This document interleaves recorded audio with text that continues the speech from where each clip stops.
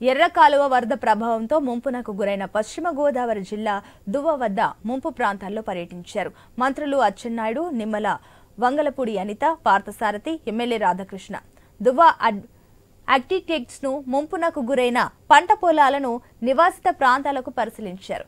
ముంపు బాధితులకు నిత్యావసర వస్తువులు పంపిణీ చేశారు. బాధితులకు ప్రభుత్వం ఆదుకుంటుందని మంత్రులు భరోసా ఇచ్చారు.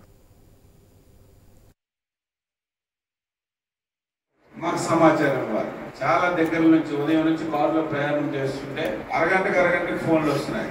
సార్ మాకు దానా ఇవ్వలేదు, పశువులకు దానా లేక చాలా అవస్థలు పడుతున్నాయని. అది ముఖ్యమంత్రి గారు, మంత్రి గారు, పైన ఉన్నటువంటి సెక్రటరీస్ డైరెక్షన్ అవసరం లేదు.